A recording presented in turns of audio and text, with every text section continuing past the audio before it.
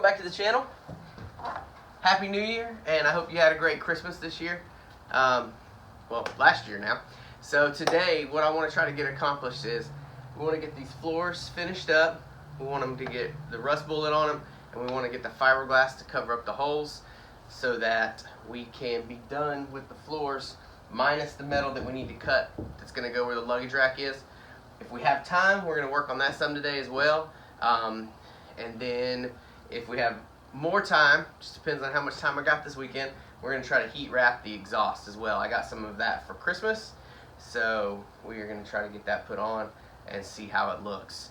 So I hope you guys enjoy. Any tips, tricks, feedback that you want to give it to me. Subscribe if you haven't already. I'd greatly appreciate it. So let's get to work. All right, as you can see, I have done a little bit of grinding already, just so you can see clearly where the holes are. I do need to clean it up a little bit more.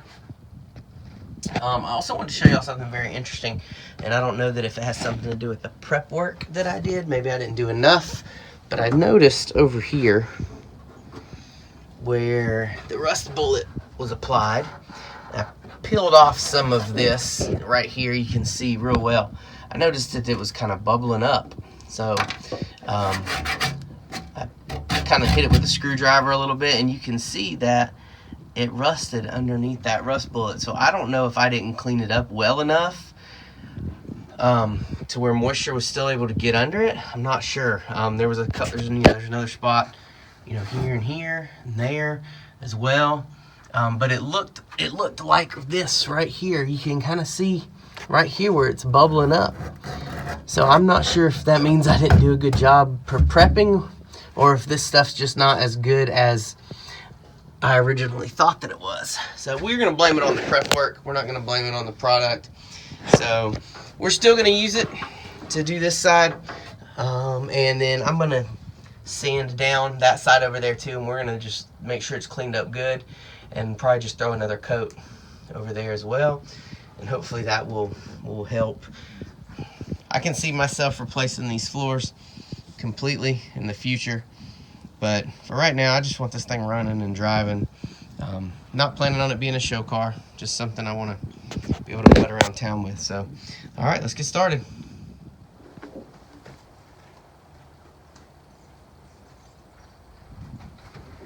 All right, got the mask, got the eye protection. Let's finish cleaning up.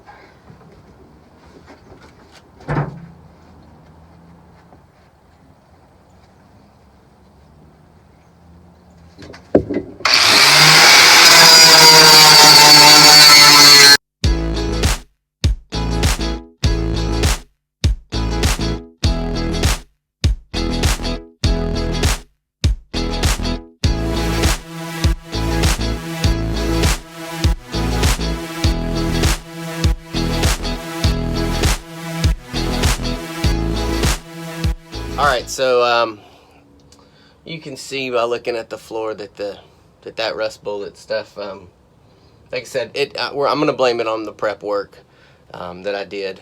So, but you can see it actually, there was quite a bit of rust underneath that rust bullet. All of this came up pretty easy with that grinding wheel. So I'm a little disappointed because I thought that it sealed the rust. I felt like I had it pretty clean, but I thought that once you put that on there, it completely sealed the rust and it wouldn't let any more in there, but that apparently is not the case, because as you can see, it definitely bubbled up and got more rust underneath it. So we're gonna recoat it. I'm gonna clean it just a little bit more. You can see some more spots here that I need to kind of get a little bit cleaner, and then we'll throw another coat on it. Hopefully it'll hold up. You can even see right here where the rust created more holes in the floor. So we'll have to patch those with some fiberglass. All right, let's keep working.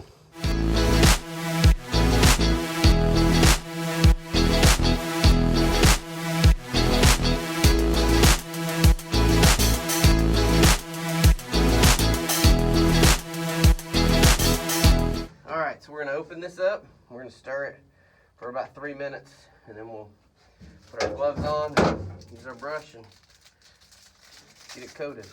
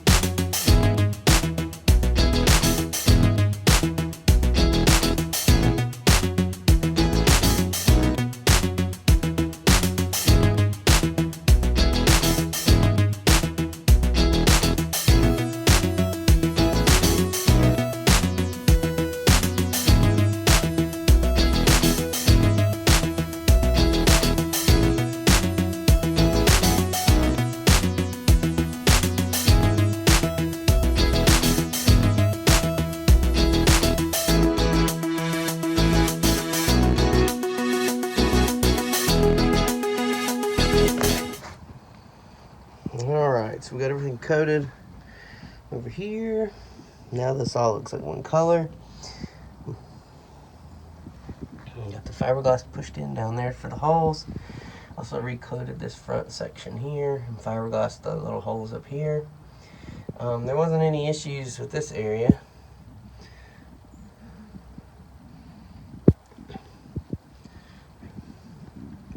So at least the floor pans are all one color now.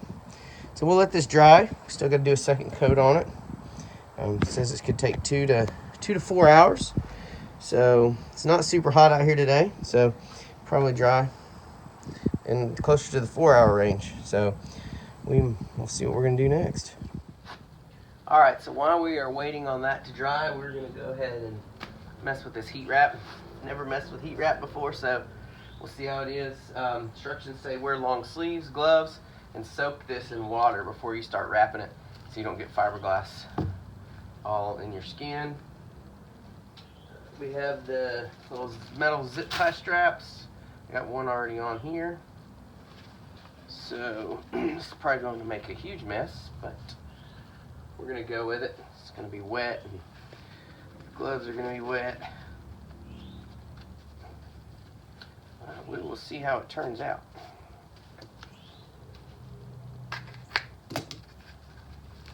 Now this is 50 feet of the wrap, so I'm hoping that will be enough. If not, then we'll have to order some more off of Amazon. So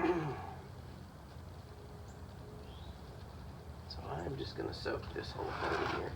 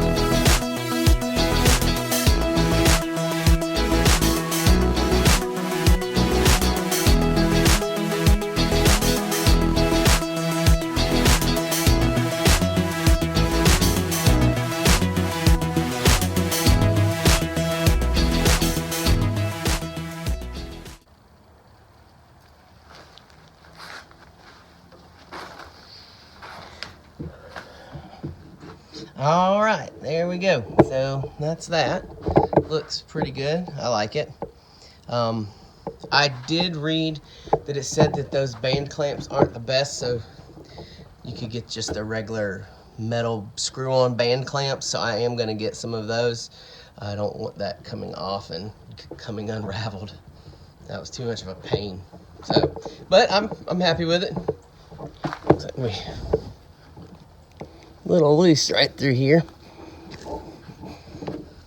It's just a little loose through there, but you got to really keep pulling on it the whole time while you're doing it so it stays nice and tight. Hopefully that won't mess up. I know you got to crank it up and let it run through some heat cycles, and it's supposed to get harder and kind of seal to it. So we'll have to do that when we can put a battery in, fire it up, and let it run. So, all right, I'm gonna knock out the other side. Well, actually, no, I'm not. I'm gonna use what's left of that, probably to do the little back part back there, the pipe on the back part back there, because I don't think that's gonna be enough to do that other pipe. I'm gonna need to get another roll. So, all right, I won't bore y'all with doing the other little piece on the back. All right, what's up, everyone? This is another day out here. So we're gonna get to work on this a little bit more today. I went ahead and made something yesterday off camera. I'll show you guys. Got a little creative on using parts off of the other 69 Beetle that's rusted out real bad to help with our floor pan on the luggage rack here. So I'll show you guys that in just a second. I feel like these turned out great, but since we don't have any more of this, we're gonna have to wait to do the other side. So what I'd like to do is kind of show y'all what I did for the luggage rack. Y'all can let me know if you think it's gonna work. Also have bad news. So yesterday I tried to pull the clutch in and get this thing in gear while the vehicle was running, and it will not go into gear at all, no matter what. So what I'm gonna have to do is something is not lining up in the clutch assembly, the throwout bearing, the needle bearings, something, I don't know, but there's some reason that it's binding up. So we're actually gonna have to pull this engine back out so that I can take a look at everything and see what's going on there. I checked the throw on the clutch and everything like that, and it's all what I've watched other videos that it needs to be. So it's got to be something when I mated those up that I didn't get squared out right. Something's wedged. I'm not sure what it is. So we'll be pulling the engine out and taking a look and seeing what we need to do there. Good news is this is a Baja, so I got 4 bolts and it's going to come out pretty easy. So I'm not too bummed out about that. But yeah, so let's get started. I'll show you guys kind of how I got creative yesterday for the luggage rack. All right, so we're gonna walk across the yard here. Here's the 69 Beetle with the rusted out floor. So I was thinking, hey, what am I gonna do with the luggage rack here? How am I gonna get some metal from it? So what I ended up doing, the only piece of metal big enough that wasn't rusted out was actually the bottom part of the door here. So if you ever wanted to know what the back side of a Beetle door looks like without the outside cover on, that's about what it looks like. So not 100% sure if it's gonna work, but I kind of believe that it will. So let me show you guys what it ended up looking like. All right, there it is. So that's the part of the door that I cut right here. So I think that it will work pretty well. I already kind of did a test fit on it, so you can see here that I bent the back side up, and I have on the inside I have room to weld this to on the sides. So let me go take you into the Beetle here and show you what it looks like. And here it is in the car. So I believe that will work.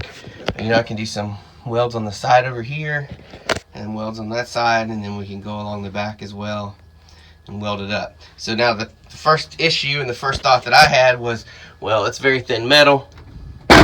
It's gonna pop up and down. So what I'm gonna do is I'm actually gonna do some type of bracing underneath here to make this stronger. I think that will definitely help.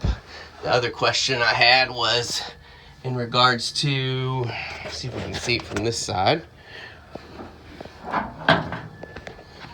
Let's see if we can get in here. In regards to this right here, where this piece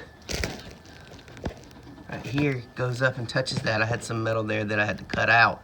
So I'm actually, when I have the engine out, I'm gonna go ahead and probably try to weld this to the back side of that plate as well. Or I may just cut a thin piece of metal and weld those two pieces together. That way I can still access the back there. Oh, I forgot I did use that little extra bit to do the front part of the muffler here too yesterday. So, but anyway, y'all let me know in the comments what you think about this luggage rack area here.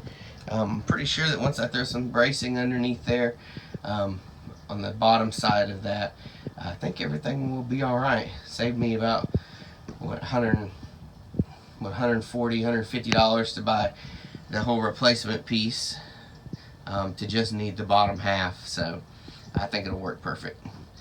And that is another reason why I did not go ahead and do the second coat on this rust bullet down here. I'm going to do the second coat when I have that complete. That way I can go ahead and coat it as well. So, alright, that is going to be a wrap for today's video. So this weekend I feel like we got a lot accomplished. We got the floors finished up, minus that second coat, because we're going to wait for that luggage tray to get installed. Let me know what you guys think about the luggage tray. Let me know if you think that's going to work. Give me any ideas you might have about getting it to make it a little bit stronger, maybe putting the bracing underneath, and then we can get that put back in the bug as well. And then, like I mentioned, I broke the news about having to pull the engine again. Next video, that might be what we do. We might pull that engine out, take a look, see if we can figure out what's going on, why it won't go in gear, and then we'll go from there. Haven't forgot about the Type 3 sitting in the garage. I'd like to try to do something on that soon too. I just really want to get this thing moving under its own power. So that's really why I'm focused on this right now. So I want to get it moving around so that I can actually drive it some and see how things go. So thank you guys for watching. Subscribe if you haven't already. I would really appreciate it. If you think you have some friends that might like this video series, get them to subscribe as well. I could really use the subscribers. Thanks for everything, y'all. Thanks for all the comments that you guys do. Thanks for all the suggestions that you guys give. I've gotten some good suggestions on the last video, possibly saying that this thing's running on 3 cylinders and I need to plug some vents. So I need to do that. I actually already did do that, and it runs a lot better. So I appreciate that, Jawbreaker, and hope you guys have a great week. Maybe we're sawing some stuff here, but God bless. Take care. We'll see you later.